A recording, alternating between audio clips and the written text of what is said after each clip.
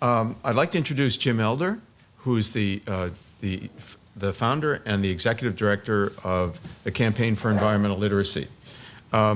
Jim is an old colleague and friend. Has any of you ever had your students go to the School for Field Studies?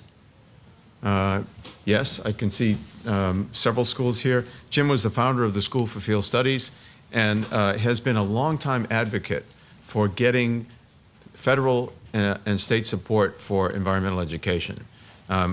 Great to have him as a partner. It was through his efforts that he helped and the organization through the with over 200 presidents that we were able to get an authorization for $50 million in the last authorization of the Higher Education Act to provide for education for sustainability for the first time ever in any federal legislation or authorization.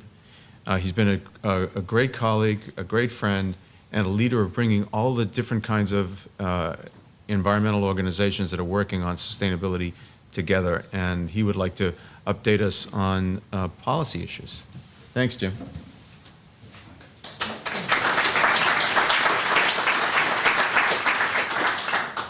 So I have the pleasure of representing your climate and sustainability education interests in Washington. And I've been racking my brain all morning to try to figure out how to put a good spin on this, and I can't do it. Things are just as bad down here as you've heard, and we'll just leave it at that.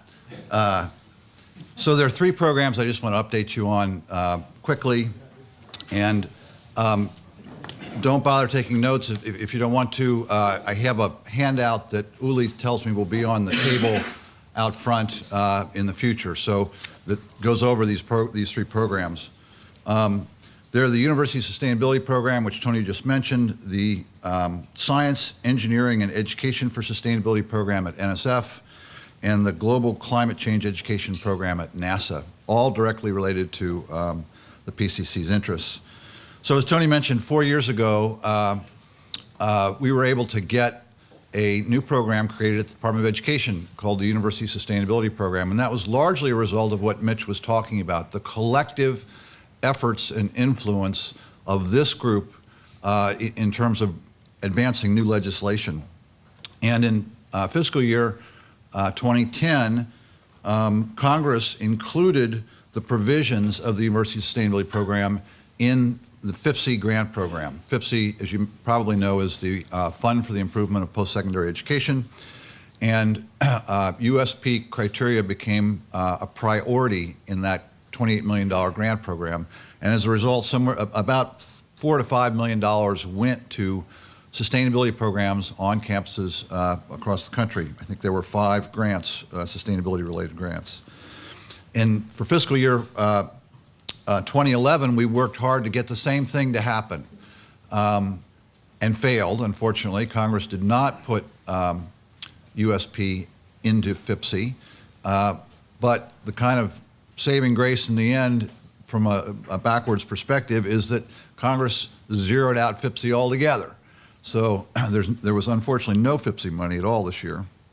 And for next year, for fiscal year 12, we're working again to try to get money back into FIPC, assuming that FIPC is indeed funded. And at this point, it's way too early to know.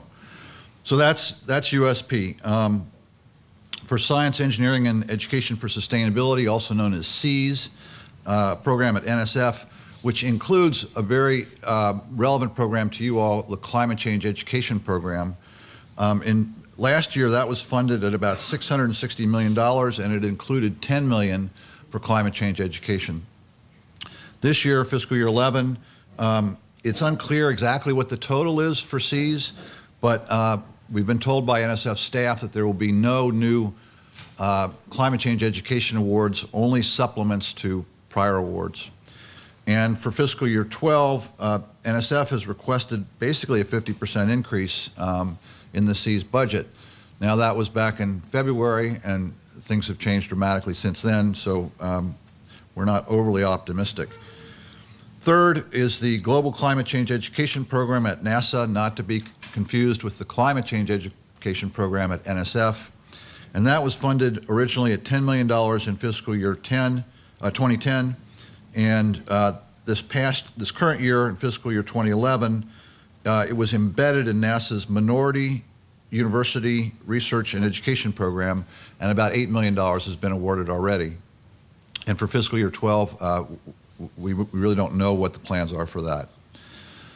So for the last 3 or 4 months, I've been trying to figure out where do we go from here, and I confess I really don't have a lot of great ideas, so I'm really open and would welcome any suggestions from any of you about new legislative either opportunities or agendas that you think we need to be pursuing. And I would just, in closing, note 2 things. One is what is going on with the Department of Education. And as you know, they had a terrific summit on sustainability in higher education last September.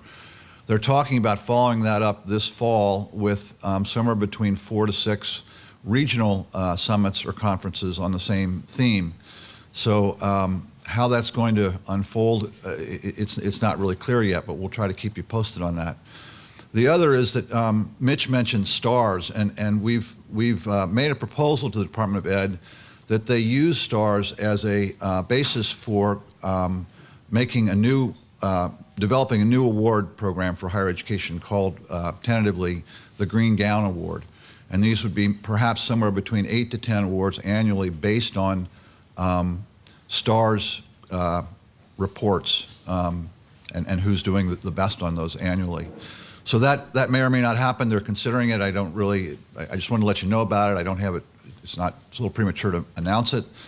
The other thing is that I know financing is an issue for you, and that's on the agenda today. I just want to make you aware, if you're not already, that there is a bill that passed in 2008 called the Energy Independence and Security Act. And in that, there was a provision that created a loan fund, as well as a grant fund, for grants regarding renewable energy and energy conservation in higher education and also in K through 12, for that matter. That program has not been funded since that bill passed, but it does exist, it is in place, and it's something that you might want to consider pushing Congress to fund, partly on my assumption, and this very well could be wrong, I haven't had a chance to really check this out for sure, but my assumption is that funding a loan program would be revenue neutral, and therefore, in this climate, something that actually might be feasible. So with that, if there are any questions, happy to answer any, and if not, yes. Wondering also what we can do collectively. Paul Anastas made a pitch, but it's sort of a muted pitch for the 3 programs in EPA. Right. And I'm familiar with a couple of these programs, and they're very valuable. And I think, you know, EPA is probably under more salt than any other agency in this town. These are programs that have gone on for a number of years, and I'm wondering whether the collective influence of university presidents throughout the country speaking to their members of Congress could help them.